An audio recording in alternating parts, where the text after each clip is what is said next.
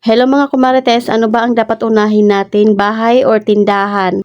Ang puhunan nga natin sa negosyo. Yung isi-share ko nga po ay opinion ko lang at yun nga po yung diskarte na ginagawa ko palagi. Pero syempre may mga kanya-kanya naman tayong diskarte. Meron nga pong nag-PM sa akin at nagtitindahan na nga rin daw po siya. Nag-loan nga daw po siya sa card ng 60,000 at pinagawa niya sa bahay. Ang reply ko nga po sa kanya, ako ay naglo-loan sa card pero pinupuhunan ko nga po sa tindahan. Kung meron nga lang po kami extra bago nga po kami nakakapagawa ng bahay. Kaya naman talaga umabot ng ilang taon bago namin nabuo itong aming first floor. Kaya ikinumpara na talaga kami sa mga ibang kapitbahay namin na nagpapagawa na naunahan na nga daw po kami. Pero hindi talaga bahay ang priority ko lagi kumarites kundi yung aking munting tindahan. Hindi nga po ako mahirapan doon sa aking utang habang ito ay pinapaikot ko ang puhunan. Halimbawa nga kumarites kung may loan nga po akong 50,000, ang papagawa ko lang sa bahay ay yung 5,000. Kung ano lang yung kaya ng 5,000 na yun, ayun lang yung aking ipapagawa. Pero yung 45,000 ay unahin ko nga muna iyon ipapamili ng mga paninda. At ibang paninda hanggang sa makompleto nga po itong aking tindahan kahit maliit lang. 3 hanggang 5 stock sa mga bawat paninda ay okay na iyon. Basta mayroon nga po akong maibibigay dito sa aking tindahan na hinahanap nila. Kasi ang ending ko marites, kung uunahin mo nga ang pagpapagawa ng bahay kisa sa puhunan ng tindahan, hindi pa tapos ang iyong utang ay wala ka ng paninda. Wala ka na nga rin makukuhaan na puhunan. Is na lumago nga po ang iyong tindahan ay baka pwede pang magsara dahil wala ka na ngang maibayad. Paano pa kung mayroon ka pang mga lending? Kaya hanggat maaari talaga ay unahin muna ang pagpapalago ng tindahan hanggang sa pwede nang matustusan yung ating mga kailangan sa bahay. Nakakapagawa din naman kami kumarites lalo na nga pag may mga extra si jowa. Bibili kami ng materialis pero siya din naman ang gumagawa at ako. Kaya less na rin nga po sa pagpapagawa ng bahay namin ang labor. Ang pagkakaroon nga po ng bahay kumarites, ang mahalaga ay meron nga tayong natutulugan at meron tayong tindahan. Hindi ko talaga ipinipilit yung mga gastusin na hindi pa namin kaya kahit ano pa ang sabihin ng mga nasa paligid namin. Alam nyo ba kumarites na mayroong housing loan ang card? Pero nung nag-loan nga po ako, ang sabi nga po ng EO ko, ayan nag-loan ka na naman ng housing tapos pag pumunta ako yung tindahan mo yung napuno. Dahil yun naman talaga ang totoo kumarites, nagbabawas lang talaga ako doon sa housing loan ng kaunti para nga po pampagawa dito sa bahay namin. Pero mas malaki talaga yung ipinupunta ko sa tindahan. Tapos pag nakaipon na naman nga po ulit kami, ayan at magdadagdag na naman nga po kami ng gagawin dito sa bahay. Ganon nga po yung lagi kong mga ginagawa. Sa 6 years or 7 years na nga po ako sa card pero hindi pa nga po talaga ako nalilate ng bayad. Dahil ang bayaran nga po namin ay Wednesday, Sunday pa lang ay nakahatid na nga po yung pambayad ko. Malilimutin din kasi talaga ako at ang dami ko nga po talagang ginagawa dito sa bahay. Ang nakaset talaga sa isip ko kumarites ay kailangan ko munang kumita ng kumita bago nga po ako gumastos. Para hindi ko nga po umutang ng kabilaan para magkaroon lang ng pantustos dito sa aking munting tindahan. Kung nakakautang man ako sa iba, ginagawaan ko talaga ng paraan para mabayaran ka agad. Dahil minsan hindi rin talaga maiwasan na nasa-short nga rin tayo ng pera. Pero hanggat maaari nga po isang buwan lang ay naibabalik ko na kaagad yung perang inutang ko. Ayun nga po yung diskarte ko dito sa tindahan habang kami nga po ay nagpapagawa ng bahay. Pa nga po akong nabasang comment doon sa video ko na naglagay nga po ako ng wallpaper na ang sabi niya hindi daw siya magpapagawa ng bahay na hindi kayang ipasemento or hindi kayang ipa-finish. Ang sabi niya maganda nga daw po magpagawa na diretso agad maganda yung dingding. Ay hindi na kailangan dikitan ng kung ano-ano. Pero hindi ko na nga iyon ni-replyan kumarites dahil opinion niya nga po iyon. Ako kasi hanggat may alternatibo nga pong paraan ay yun nga muna yung aking ginagawa. Saan makakamura at pasok nga po sa budget namin. Kung makaipon naman na ng sapat na pera para makapinish nga po dun sa taas, ayan at gagastusan nga po namin iyon. 2 taon na nga po yung taas namin pero hindi pa napipinish. Dahil sabi ko nga sa inyo at paulit-ulit ko nga sinasabi sa vlog ko na priority ko nga po itong aking munting tindahan. Dahil malaking tulong kasi ito sa amin na pang araw-araw namin nagastusin sa mahal pa naman ng bilihin ngayon. Mga binibili ko naman nga po ng gamit dito sa aming bahay, madalas nga po ay inaantay ko ang isang buwan at nagaantay ako ng sahod kay Meta. Hindi man iyon kalakihan kumarites pero nagagamit nga po namin iyon minsan pang bayad ng mga bills at nakakabili nga rin po ako ng mga gamit dito sa bahay kahit maliliit lang at hindi namang mamahalin. Hindi talaga pwedeng madaliin natin ang mga bagay-bagay dahil gusto natin. Kailangan talaga natin pag-isipan ang future kung anong mangyayari kung gagastos tayo ng malaki pero kaunti lang yung kita natin. Kaya nga po nitong lamesa namin dito nga po nakapwesto yung aming printer at saka yung laptop dahil hindi pa nagagawa yung gusto kong ipagawa kay jowa dito sa baba.